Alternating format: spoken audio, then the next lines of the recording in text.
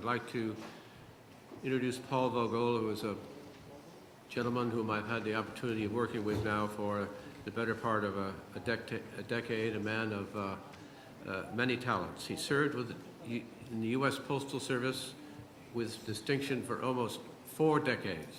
You don't look that old, Paul. I don't know how you did that. He most recently served as the Managing Director and Senior Vice President of Global Business, which is where I interacted with him for a number of years. Prior to that, Paul ran the vast logistics network of the USPS as Vice President of Network Operations.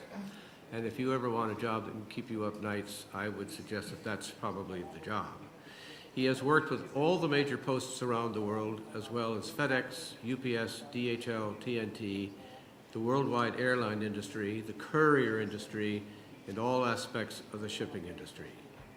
He has led several successful projects, including negotiating legislative language that deregulated the international airmail rate-setting process and established new contract mechanisms between the USPS and the passenger airline industry.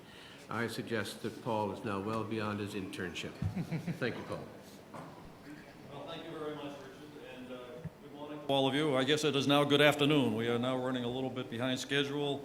I will try not to speak too fast because I know we also need to translate this, but I would like to give justice to the subject matter, which is a bit different for me. After spending 40 years at the Post and having a tremendous amount of passion for moving a physical mail, it's difficult for me to make this presentation, but change is inevitable for all of us, and adapting to that change is very, very important. So I'm going to present some information, some trends, some new technologies that I believe that anybody in the mailing industry, whether you be a post or a private concern or in technology, need to be concerned about because the world is changing and we all need to adapt to that. There's a few things I don't want to talk about. One is how to use this clicker. Next. There you go. There's a few things I don't want to talk about. Such as parcels. John has already talked a little bit about that, as have the previous speakers. If you're not in the package business, shame on you. You need to be in a package business. That's all this slide says. Even though domestic packages, this is just a composite of several annual reports, domestic packages is deteriorating. However, international packages are increasing.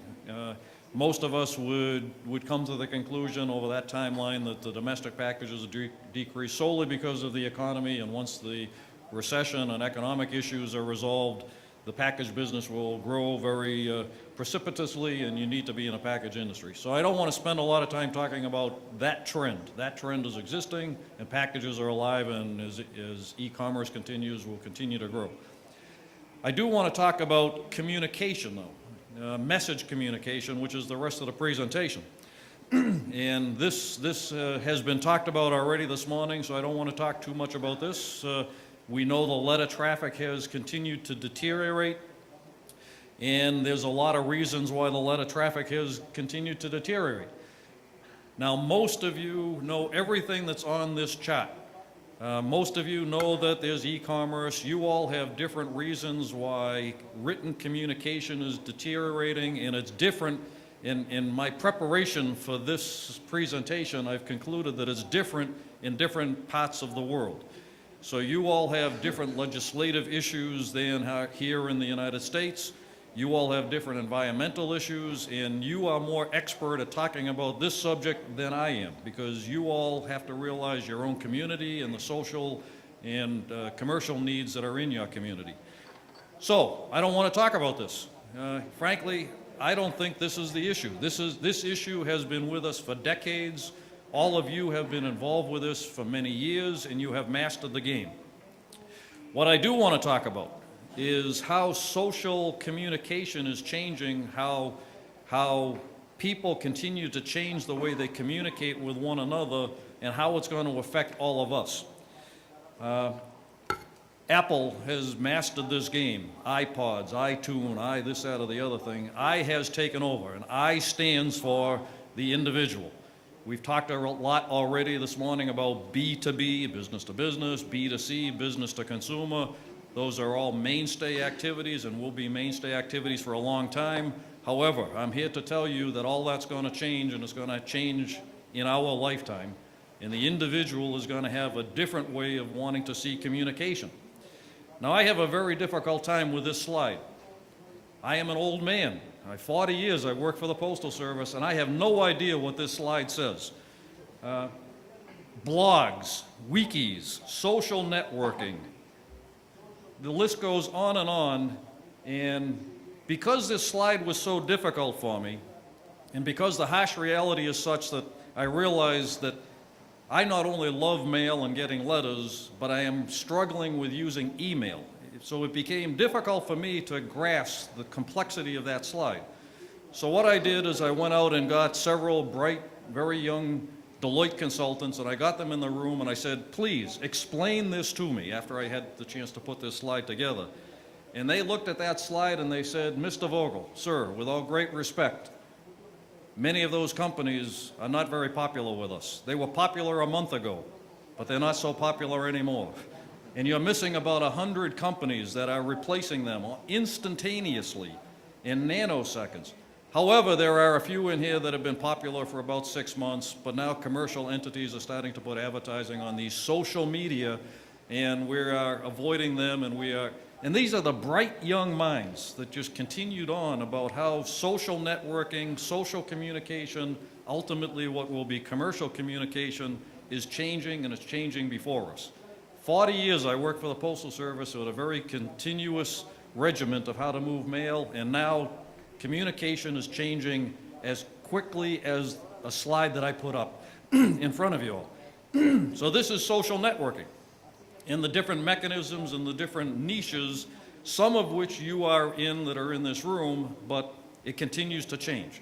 So as we talk about the changing postal network, we need to address the whole issue of how our individuals communicating and how that's going to affect the postal industry and e-commerce in particular. This chart, I hope you can see it. It's a little bit of a busy chart, but I tried to get it all onto one page. Gives you an order of magnitude issue. The study was done by the University of California in San Diego, and what they attempted to do is look at the past 5 decades of how people communicate. Now, they had a very difficult time trying to come up with measuring communication. What is a message? So the frame of reference that they follow, they had to use is words. And they looked at words and how many words were used by companies and individuals over the past 5 decades. And the top couple of lines of that slide tell you that in the decades of the 1980, a number like 4,500 trillion words were consumed, and this is just in the United States, not in the world. This is just the United States. And if you divided that by the population in the United States in the 1980s, an individual in the United States would consume, on an average day, 55,000 words in the 1980s. You take that to a whole different decade now in the year 2000s, the decade of the 2000s, and the number of words has grown tremendously to the point that even with the population growth, now we all in the United States receive approximately 100,000 words a day. Now that's a lot of words. And the question is, how many words are too much? And if there's going to be that much competition to get a message across to individuals, how are you going to do that and be effective in doing that, whether it be in e-commerce or in personal communication? How are you going to master that game? And you can see that circle that's in there, and that's the 5 decades that have happened since that study was done, and how communication, how people have sent words to people over that period, that time horizon of about 50 years. So it's gone from TV was a dominant factor along with the print industry in the decades of the 1960s. Interestingly, if you look at that yellow portion, which is the print portion of it, the amount of print really hasn't changed that much over the past 40 years. That's very interesting. However, the market share of the print industry has changed tremendously. It's gone from 26% of the way messages were received by individuals now down to only 9%. And everybody in this room should be concerned about print, whether it be because that's the industry you're in, moving printed material back and forth, or because of society is just becoming less familiar with the printed word. But you can see how computer technology, computer gaming has taken over the past decade and will always be there. So just in the past decade, a tremendous amount of change has happened. Just in the past couple of years, the change of communication to social media has happened even quicker. And this trend will continue. So I took a look at, clicking the button, I took a look at, what are those trends and how do those trends affect us? And as I was putting this slide together, which is way too busy, so I'll just pick a couple to share with you, what it became very clear was social interaction and messaging is different in different parts of the world.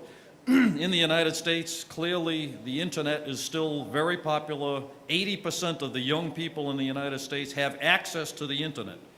Twitter, one of those social media activities that I'm sure you've all heard of, is very popular in the United States. 57% of the population is using some sort of twittering, basically instant messaging.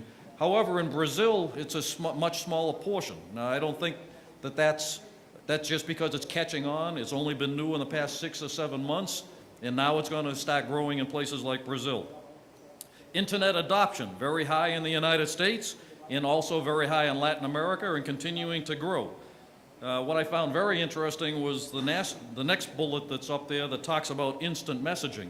And I was very surprised to see that only 12% of the population of the United States relies heavily on IMing, instant messaging, compared to Europe, which is 25%, and certainly Asia, where almost half, 40% of the population relies on instant messaging, not email. Email is becoming an old device.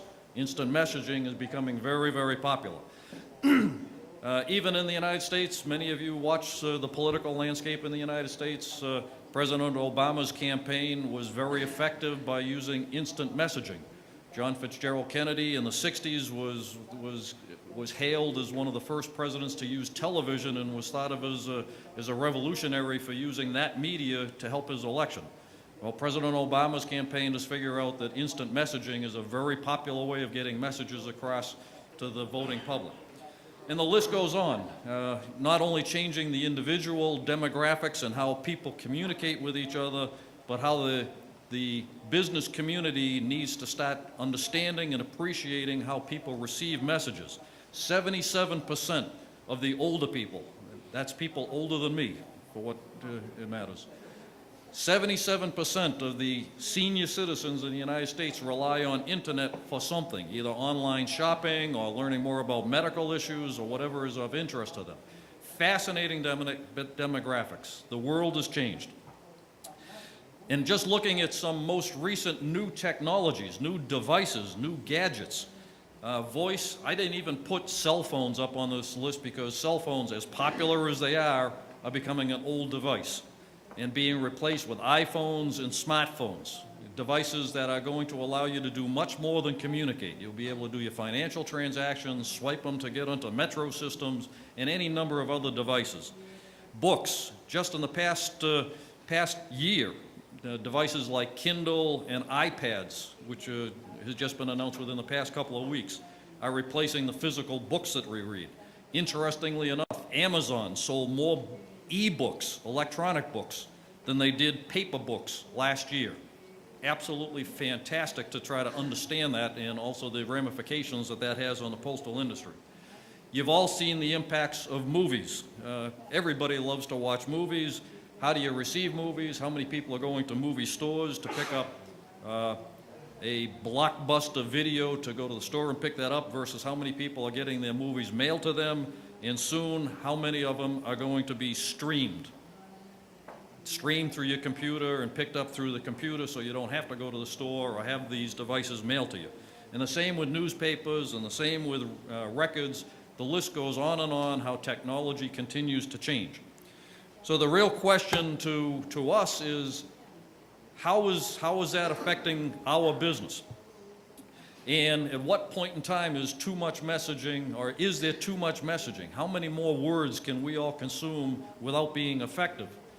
This visual tried to portray a picture of that individual and how that individual has set up barriers or filters to keep communication from coming to them, because there is just plain and simple too many messages being sent to an individual. They just cannot receive all of those messages. So on the far left-hand side, you have people pushing messages out, which is the business that we have all been in. Mail is a push business. Something is prepared and it's pushed to the individual. Email is a push technology. Somebody compiles a message, puts it electronically, and pushes it to the individual. As is cell phones and telephones, those are all push technologies. Push technologies have been very viable in the way that the postal network has been formed.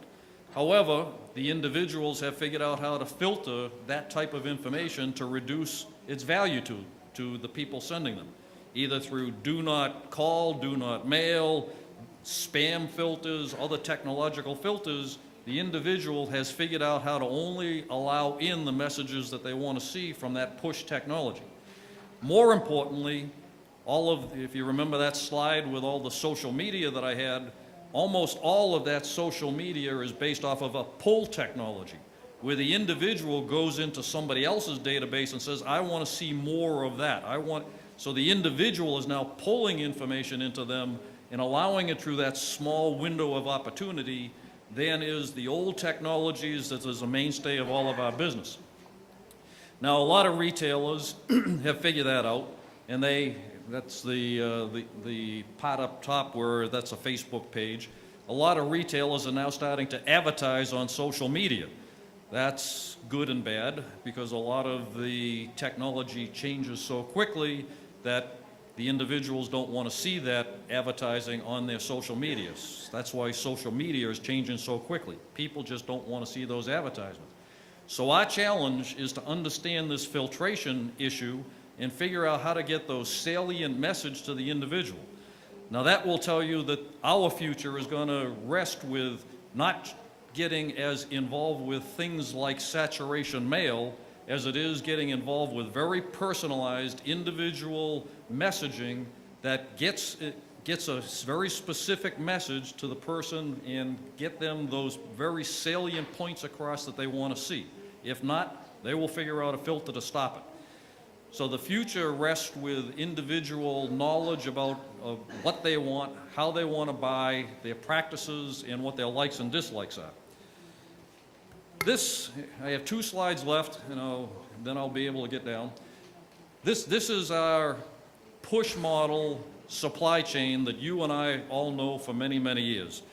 This is how a piece of mail is generated. This is how a telephone call is made. Somebody comes up with a piece of information, is sent to a media service where they put it into some glitzy message to get across. It goes to a print place where they put it on a piece of paper or put it into electronic media.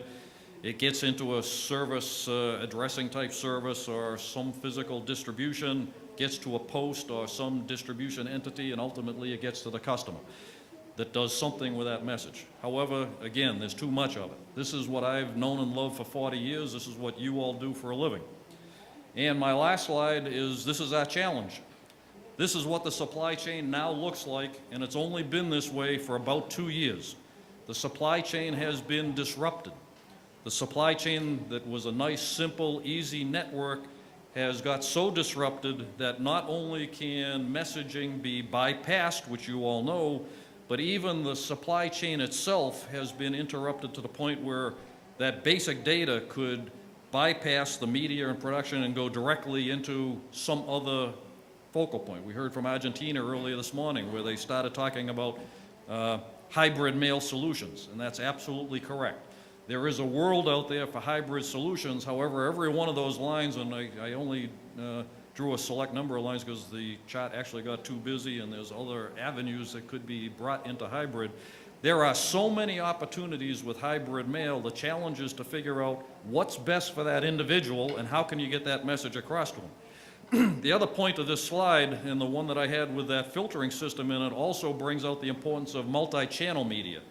Now, everybody that deals with a business customer knows that they've always appreciated that there's many different ways to get a message across, and you can't just rely on television or radio, that you need to rely on other media. clearly with the new generation that we have and the need for this revised supply chain, multi-channel messaging is coming absolutely critically important, to the point that I think there's going to be too many electronic messages in the not too distant future, and that there will be a resurgence of mail, because mail is still something that can be tailored to the individual, can be received, and doesn't have as much of a filtration system as some of the other electronic. So this is my last slide. The challenge for the dais now is to answer your question. I hope I've given you some food for thought on how the world is changing and how we all got to change. If you'd like to talk to me more about it, you can send me an email if you'd like. But I really put my address up here so that I would encourage you, send me a letter, please, if you would. Thank you very much. I turn it back over to you, Richard.